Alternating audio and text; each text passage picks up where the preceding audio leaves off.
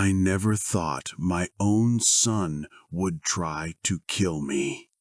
That sentence still feels impossible to say out loud, but it's the truth. The day he pushed me into the river, everything I believed about family, loyalty, and love died before I even hit the water. It started like any other quiet morning on the farm.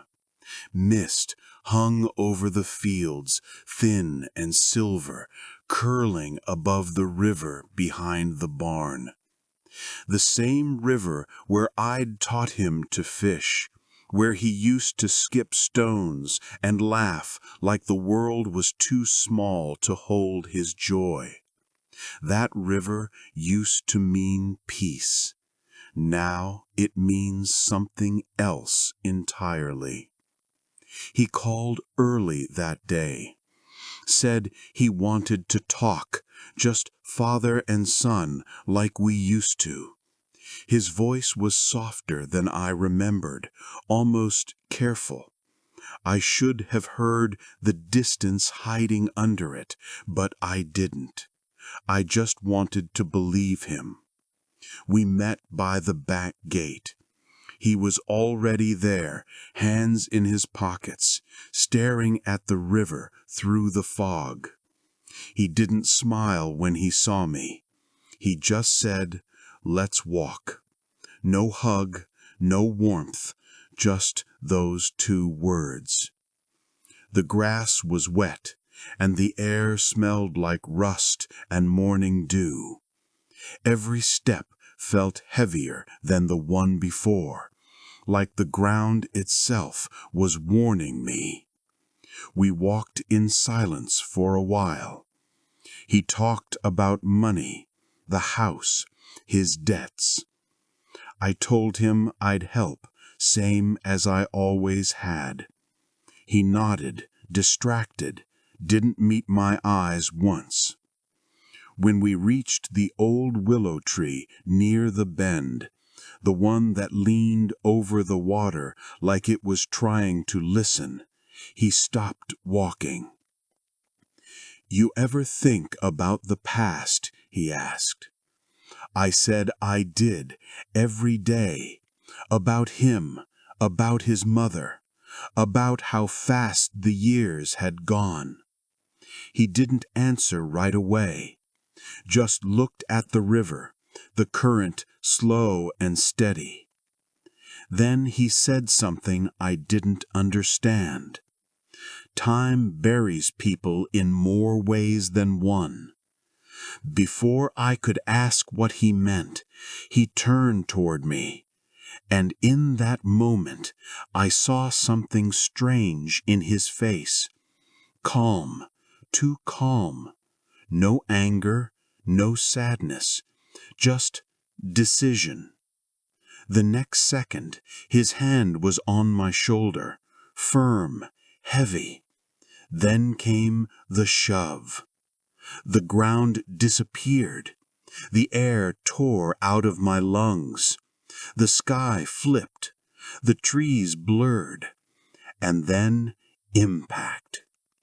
The river hit harder than I thought possible. Cold like metal, sharp like knives.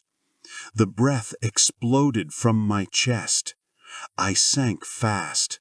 My coat filled with water, dragging me down. The current grabbed me by the legs and spun me like a rag doll. Above me, the light shimmered, distorted.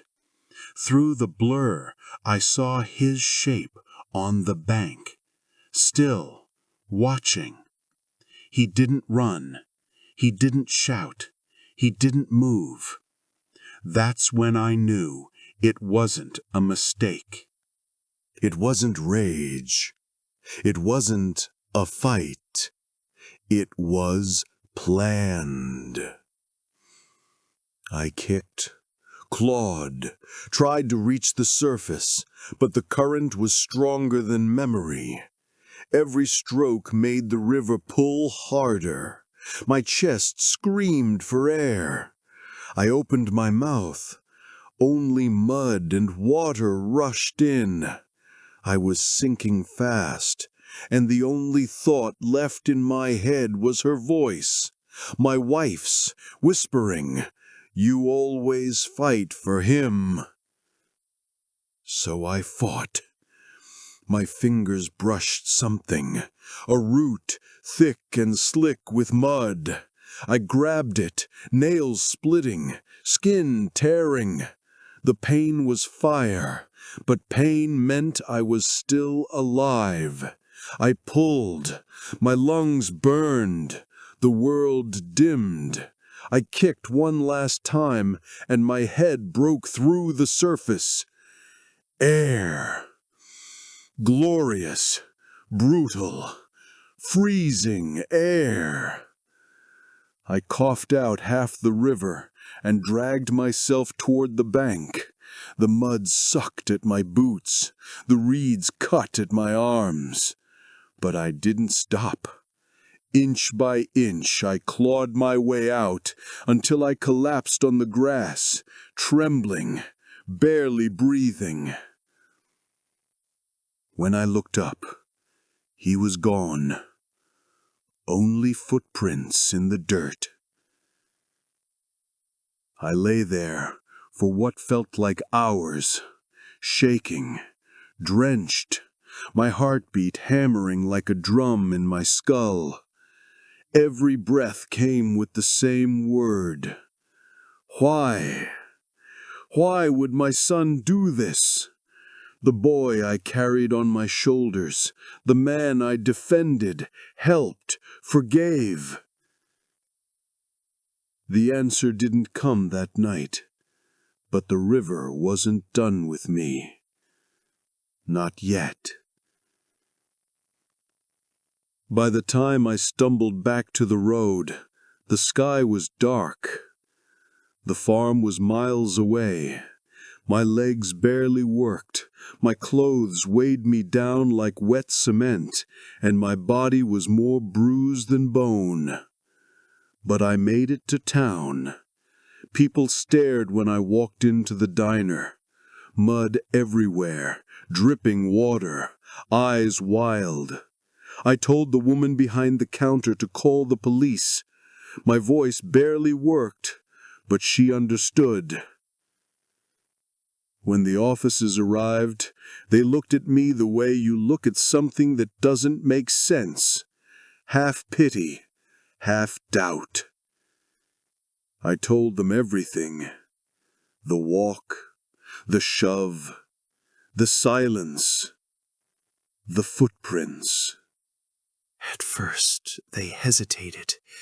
Maybe they thought I was confused. Maybe they thought I slipped. But when I showed them the torn coat, the bruises, the ripped button, their faces changed. The older one said, "We'll head there now. You're coming with us." The drive back to the river felt like eternity. The cruiser smelled like rain and old leather. My hands shook inside the blanket they gave me. I stared out the window, the trees blurring by, the same path I'd walked with him just hours earlier. When we arrived, the river looked calm again. Too calm. The same soft current, the same gentle light, like it hadn't just tried to take me. But the ground still remembered.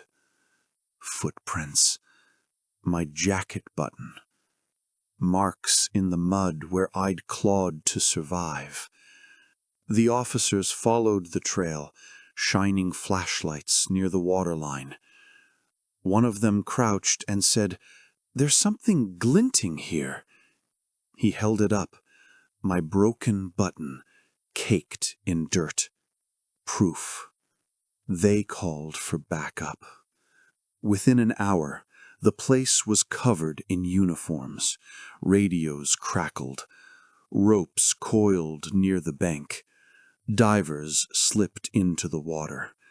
The lights painted the surface gold and red, the color of warning. And then he arrived, my son. He came running through the crowd, shouting my name, pretending to be panicked. The performance was perfect, voice trembling, hands shaking, eyes wide. "Has anyone found him?" he cried. The crowd murmured. Officers tried to calm him down. He played the role flawlessly, the desperate son looking for his missing father. But I saw it. The flicker behind the mask, the fear. When he spotted me standing by the patrol cars, his whole body froze. His eyes went wide. His lips parted, but no sound came. Then, fast, he looked away, pretending he hadn't seen me. He recovered quickly, started shouting again, asking questions, acting confused. But the calm was gone. He was sweating, his voice cracking, his words stumbling. The river was about to betray him. The divers signaled. They had found something. It wasn't me. They pulled slow, the ropes tightening as the object rose through the current. The crowd leaned forward, the surface of the water breaking. A rusted barrel emerged, chain shut, thick with mud. The divers struggled to drag it to shore. Whispers started immediately. Someone said it was probably trash. Someone else said old farm equipment. But I saw my son's face when the light hit that barrel. He went pale. His jaw locked. His eyes darted. Barrel, officers, crowd, back to the barrel. That's when I knew. He already knew what was inside. The officers worked the lid with crowbars. The metal groaned. Chains clanked. The air grew heavy. Then, hiss, the seal broke. What came next silenced everyone. The smell hit first, rot, rust, and something older than words. One of the officers shined a flashlight inside. Bones. The whisper spread like wildfire through the crowd. Someone gasped, someone prayed, someone ran. My son didn't move. He just stared at that barrel like it had come back from the dead to find him. Then the officer pulled something else out, a rusted chain with a small metal tag. He wiped off the mud and read the name. A man who'd gone missing 20 years ago from our own town. The moment the name left the officer's mouth, my son staggered. His knees buckled. He tried to speak, but no words came. That wasn't just any man. That was someone he knew. Someone the river had been keeping for him. The officer started marking the scene. Yellow tape, cameras, forensics. The crowd kept their distance now. The son everyone had pitied was no longer the victim. He was the question. And then, from inside that same barrel, they found a ring. Small, bent gold. I didn't need to see it twice. It was my wife's wedding ring. the one she'd lost 30 years ago near that riverbank. When the officer held it up, sunlight hit it, a flash like lightning across water, and just like that, the world stopped. My son froze, his breath caught, his face broke. He knew the river had turned on him. The officers turned to him. "Do you know anything about this?" He shook his head too quickly. "No, I've never seen that before." His voice cracked halfway through. The detective didn't respond, just signaled 2 uniforms closer. Then a diver shouted from the water, "There's more down here." Silence fell again. They pulled another object from the mud, smaller, heavier. When they opened it, even the detective looked away. More bones, more evidence, more truth.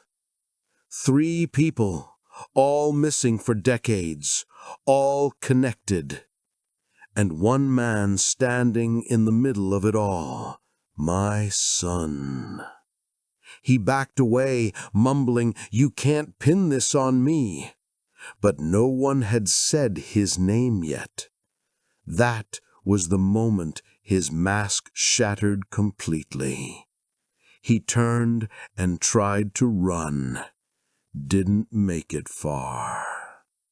The officers tackled him before he reached the trees. Mud flew, shouts echoed, handcuffs clicked. He struggled, screamed, denied everything. But when they lifted him up, his eyes found mine. For the first time since that morning, he was speechless. Days passed in a blur. The town changed overnight. News vans lined the road. Reporters shouted his name. People whispered words like monster and evil. Words I never thought I'd hear about my own child. The police found more. Documents, photos, old maps marked along the river. He'd been hiding things for years. People, money, secrets. And when he thought I'd learned the truth, he tried to erase me too. When they asked him why, he said only one thing. The river was supposed to keep them. That's when I understood everything. The river wasn't just water. It was his vault, his graveyard, his secret. And when he tried to add me to it, it finally gave him back. Now every time I walk by that water, it looks the same, calm, silver, quiet. But I know better. The river remembers.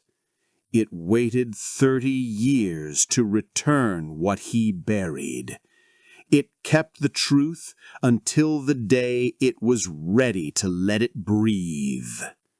He wanted to drown me there.